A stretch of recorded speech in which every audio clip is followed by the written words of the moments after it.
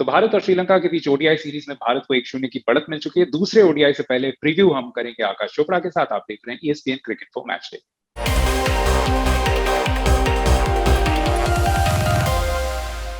आकाश, दूसरे ओडीआई के प्रीव्यू में आपका बहुत बहुत स्वागत है। सबसे पहला सवाल और काफी बड़ा सवाल है कि क्या ये श्रीलंकाई टीम भारतीय टीम को सही में चुनौती दे सकती है?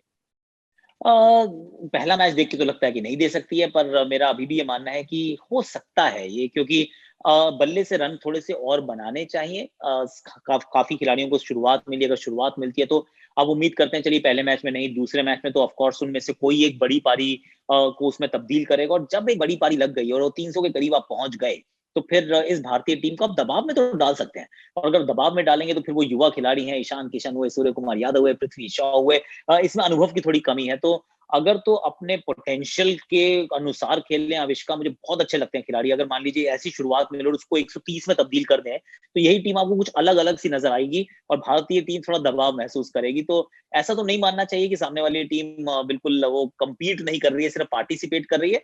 भारतीय दृष्टिकोण से देखें तो ज़रूर भारत जीते तो बहुत अच्छा है, लेकिन मैं सामने वाली टीम को बिल्कुल हल्के में नहीं आंकूँगा, इन परिस्थितियों को अच्छी तरह जानते हैं। चलिए, दूसरा पॉइंट यही है कि भारत ने जैसे आपने कहा कि भारत के लिए काफी अच्छा रहा पहला मैच। तो क्या भारत में कुछ बदलाव देखने को मिलेंगे दूसरे ओडीआई के लिए? 3 मैच की सीरीज है, 6 बॉलिंग विकल्प थे, सभी ने गेंदबाजी की पहले मैच में और लगभग सभी को थोड़ी बहुत बल्लेबाजी तो मिल ही गई। तो क्या कुछ बदलाव आप देखना चाहेंगे? बिल्कुल नहीं, एकदम नहीं, क्योंकि इसके 2 कारण हैं दिबायन कि ना, जब 3 मैच की सिर्फ श्रृंखला होती है ना, तो आप पहले मैच में टीम अपनी बड़े सोच-विचार से, समझ-बूझ से पिक कीजिए। क्योंकि उसके बाद बदलाव जो है वो उसकी गुंजाइश तभी बनती है जब कुछ रेडिकली कुछ खराब हो गया हो, कि परिस्थितियाँ बदल गई। भई अचानक जो था वो ग्रीन पिच की जगह उन्होंने सारी घास हटा दी और मिट्टी पे खेल रहे हैं। तो फिर आप ज़रूर उस कॉम्बिनेशन को बदलेंगे, वरना अगर आपने जीत के बाद कुछ बदलने की कोशिश की, इट मेक्स नो सेंस। भई जो टूटा नहीं उसको जोड़ क्यों रहे हो? और अगर आप हार जाते हो फिर बदलाव करते हैं, तो कहेंगे यार आप तो पैनिक का बटन दबा रहे हो, आपको तो अपनी सिलेक्शन पे ही विश्वास नहीं है, कि आपने एक ही मैच के बाद जो कल अच्छा था, वो एक पारी के बाद खिलाड़ी खिला कैसे खराब हो गया। तो मेरे विचार में बिल्कुल भी कोई टैक्टिकली भी देखे तो बदलाव की गुंजाइश नहीं है, और फॉर्म वाइज भी देखे तो जिसकी बैटिंग आई है उसने अच्छा किया है, जिसकी बॉलिंग आई है उसने भी ठीक ठाक किया है। तो मैं तो बदलाव बिल्कुल नहीं देखता। चलिए, तीसरा पॉइंट इसी से थोड़ा बहुत जुड़ा हुआ है कि हमने पिछले मैच में देखा भारतीय तेज गेंदबाजों ने शुरुआत उतनी अच्छी नहीं की। तो क्या यहाँ पे गुंजाइश रह सकती है कि आप शायद स्पिन से शुरुआत करें, क्योंकि युजवेंद्र चहल ने आते ही विकेट लिया, तो शायद उनके साथ या दूसरे रिस्ट स्पिनर के साथ अटैक किया जा सकता है शुरुआत में? देखिए, नई गेंद आप रिस्ट स्पिनर को तो नहीं थमाना चाहते, पर एक बीच में कुणाल पांड्या ज़रूर हैं, जो बहुत किफ़ायती रहे थे। 10 ओवर में मात्र 26 के करीब उन्होंने रन दिए, 1 विकेट भी चटकाया। तो आप उनकी तरफ शायद सोच सकते हैं, पर मैं नहीं सोचूँगा। मैं इसलिए नहीं सोचूँगा दिवान, क्योंकि ना आपके पास 2 स्विंग बॉलर्स हैं। अगर आपके पास भुवनेश्वर कुमार और दीपक चाहर हैं, उनका जो बेस्ट आपको दिखेगा, वो तभी दिखेगा जब बॉल स्विंग होती है, और बॉल स्विंग तभी होगी जब बॉल नहीं होगी। और उनको अगर मैं पुरानी गेंद के बाद लेकर आया कि थोड़ी-सी जो चमक है वो निकल गई, वैसे भी बुमराह की आजकल बॉल ज़्यादा देर स्विंग तो करती नहीं है, तो अगर उसको मैंने पुरानी कर दिया तो फिर मतलब वो तलवार तो है पर उसमें धार नहीं है।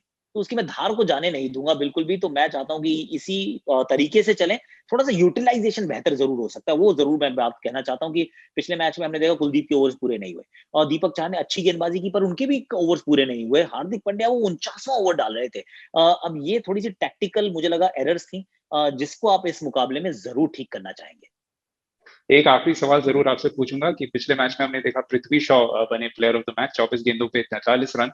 तो अगर भारत दूसरा ओडीआई जीते तो आपके हिसाब से प्लेयर ऑफ द मैच या मैच विनिंग परफॉर्मेंस आप किससे देखना चाहेंगे? देखिए, मेरे विचार में तो पहले मैच में भी वैसे शिखर धवन को मिलना चाहिए था वो मैन ऑफ द मैच का अवार्ड, क्योंकि अंत तक नाबाद वो रहे। अगर वो एक बार आउट हो जाते तो ये 43 उनके 59 ये जो हमारे ईशान किशन ने बनाए थे, ये सब कुछ ना आपको थोड़ा-सा अलग दृष्टिकोण से नज़र आने लगता है। ये रंग जो था इसका बिल्कुल बदला-बदला सा नज़र आता, क्योंकि नीचे थोड़ा-सा इनएक्सपीरियंस बल्लेबाज़ी ज़रूर है। तो पहले तो तभी शिखर धवन को होना चाहिए था, मैच विनिंग नॉक है, एंड तक नॉट आउट रहे, और सबके लिए एक सीख भी है कि भैया अगर स्टार्ट मिले तो उसको अंत तक बनाइए, क्योंकि वो छोटी पारी, खूबसूरत पारी पर भई वो मीनार अगर खड़ी करनी है तो फिर अंत तक आपको वहाँ पे लगे रहना पड़ेगा। अब दूसरे मैच की अगर आप बात करें तो ईशान किशन अच्छा खेल चुके हैं, पृथ्वी शॉ से तो मैं बहुत उम्मीद करता हूँ, मुझे बहुत पसंद है वो खिलाड़ी। पर मैं चाहूँगा कि सूर्य कुमार यादव, अगर उनकी थोड़ी-सी ज़्यादा बैटिंग आती है, तो उनके बल्ले से रन निकलें और वो भी अपनी ज़रा-सी वो कहते हैं पर्ची डाल दें कि वर्ल्ड टी20 की जब आप भी टिक टीम पिक कर रहे हो, तो मुझे तो सोच में 100% रखना। तो दूसरे ओडीआई में सूर्या का सूर्योदय होता है या नहीं, उसके साथ हम मौजूद होंगे ESPN cricket for match day पर।